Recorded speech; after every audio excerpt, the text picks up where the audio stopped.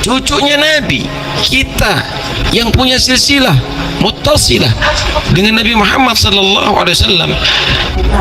Ada ustadz sekarang nggak percaya, katanya habaib di Indonesia itu nggak ada, habaib di Indonesia katanya palsu, katanya belum terbukti secara ilmiah.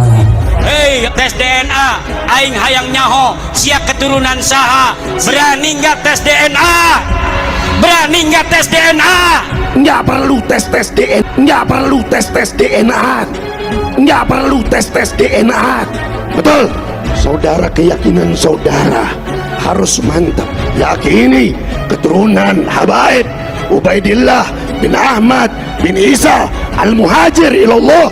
Setelah saya teliti dengan seksama dalam waktu yang seperlunya, maka diketemukan adanya keterputusan riwayat selama 550 tahun, di mana Abdullah atau Ubaidillah sebagai anak Ahmad al-Muhajir tidak dicatat oleh para ahli nasab yang sezaman dengan Ahmad bin Isa bahwa beliau punya anak yang namanya Ubaidillah.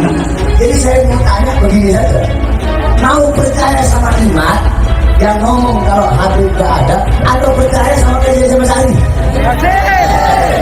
Kalau percaya Kiai Mas Ali pendidikan cinta sama habaib atau tidak? Tahu NU itu paling takdim kepada habaib. Penghormatan terhadap habaib ini ulama-ulama NU yang mengajari. Ini memang ajaran ulama-ulama NU, dan hari ini kemudian kacang lupa kulitnya. Oknum-oknum habaib menyerang ulama-ulama NU dan bahkan mencaci maki NU. Coba Yang jadi ketua NU nggak 100% ahli sunnah wal jamaah, condong sana condong sini. Apa ini? Saya juga tidak setuju kalau memang Ansor Banser njogo gereja. Apa untungnya? Tetapi ulama-ulama kita tidak pernah mempunyai catatan bondong pada pemerintah. Ulama-ulama kita tidak pernah ada catatan menggerakkan rakyat untuk melawan pemerintah. Tidak ada. Nah, kesempatan ini yang diincar oleh kelompok-kelompok yang ingin menghancurkan NU ini. Dibuatlah sosok-sosok tandingan seorang sosok habaib, oknum habaib yang kerjaannya itu mencaci maki NU. Oknum-oknum habaib kemudian membuta-butakan Gus Dur. Gus Dur itu buta mata juga buta hati. Gus Dur itu buta mata juga buta hati. Gus Dur kan tidak melihat. Dari mana dia bisa berkeyakinan? Kalau orang nggak melihat berkeyakinan. Ya. Gus Dur itu buta matanya, buta hatinya. Ya. Sayyidi Syekh Abdurrahman Wahid Gus Dur, Allah takdirkan memimpin negara kesatuan Republik Indonesia. Saya sampaikan bahwa saat Gus Dur menjadi Presiden RI, itu di salah satu stasiun televisi, Gus Dur menyatakan bahwa FPI harus bubar.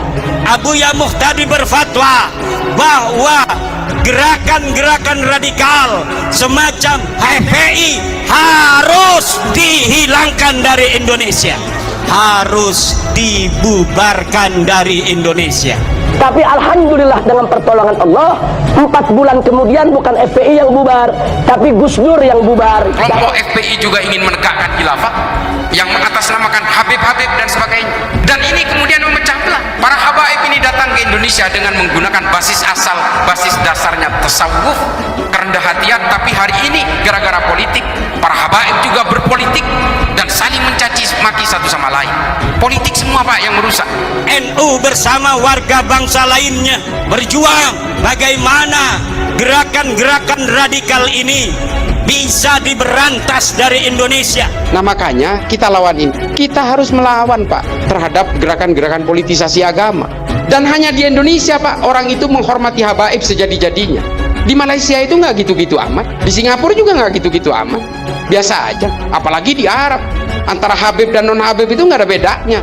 Iya, bisa jadi kiainya non Habib, bisa jadi yang jualan rujak itu Habib. Di Arab loh ini. Mulai kapan ngaku ahli sunnah wal jamaah ngajarkan benci sama habaib? Mulai kapan? Ahli sunnah capuk. Mulai kapan? Sekarang ini doktrinnya beda.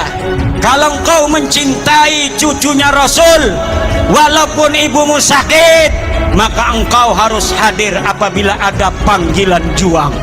Kalau ada panggilan jihad, jihad apa? Negeri kita ini sedang tenang, saudara. Negeri kita ini aman, tentram. Cuma Anda memang diperintahkan cinta kepada kami. Cintai habaib sebagai bentuk cinta kepada Nabi. Mulai kapan? Bukan kami untuk melecehkan dan menghinakan muhibbin, tidak. Tapi kita wajib untuk menghargai muhibbin. Wajib untuk menghargai muhibbin. Dipanggilnya pengikut itu muhibbin, tidak seperti Rasulullah memanggil pengikutnya dengan sebutan ashab. Imam Syafi'i memanggil murid-muridnya ashab. Para kiai memanggil pengikutnya santri. Tidak ada yang memanggil muhibbin. Para pecinta itu tidak ada, saudara. Muhibbin itu buta. Ini adalah penjajahan pikiran, penjajahan rohani. Kami datang ke Indonesia bukan untuk menjajah kepada Anda, tapi kami, datuk-datuk kami semuanya datang kepada Anda untuk mencetak ulama, kiai-kiai ada di Indonesia ini. Datuk kami adalah bukan makan harta Anda. Lihat bagaimana sekarang semuanya. Anda muhibbin. Anda datang ke sini bawa apa? Paling gula 1 kilo. Anda datang ke sini bawa apa? Paling gula 1 kilo. Anda bawa apa di sini? Tapi itu semuanya kenapa? Karena kami dididik untuk menghargai muhibbin. Indonesia harus bersatu. Kalau masih ada satu suku bangsa merasa lebih tinggi derajatnya dari bangsa lainnya di Indonesia, buat apa kita bersatu kalau mereka orang-orang yang bukan pribumi Indonesia menganggap kita pribumi Indonesia adalah sebagai budak-budak mereka. Karena itu udahlah, kalau Anda ingin selamat memilih satu akidah usul, ikuti akidah Yaman. Anda lihat bagaimana mereka menebar Islam. Catat, Islam datang dibawa oleh Wali Songo. Islam datang dibawa oleh Wali Songo. Islam datang dibawa oleh Islam datang catat, dibawa oleh Wali Songo.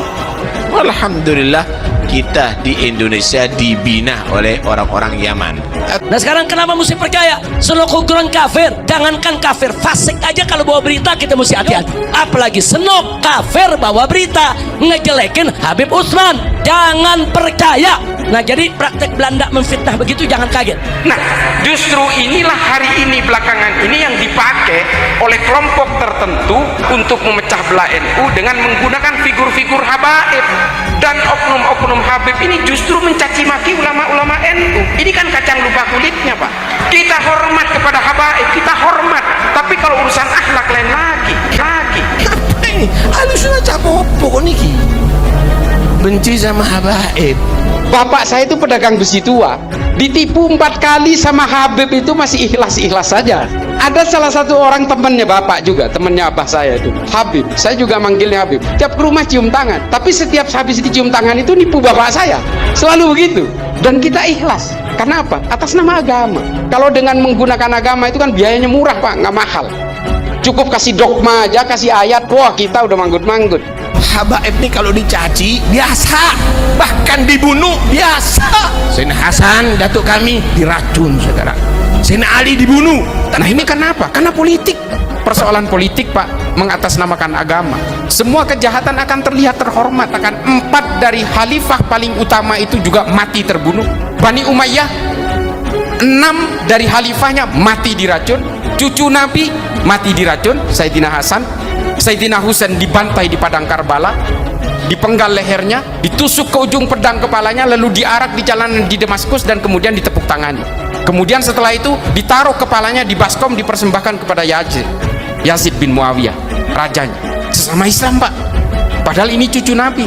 Kalau bulan purnama oleh Nabi Muhammad, 2 cucunya ini ditaruh di paha kanan dan di paha kirinya, lalu ditimang-timang. Begitu sayangnya Nabi Muhammad kepada 2 cucunya. Tapi karena persoalan politik, kedua-duanya dibantai.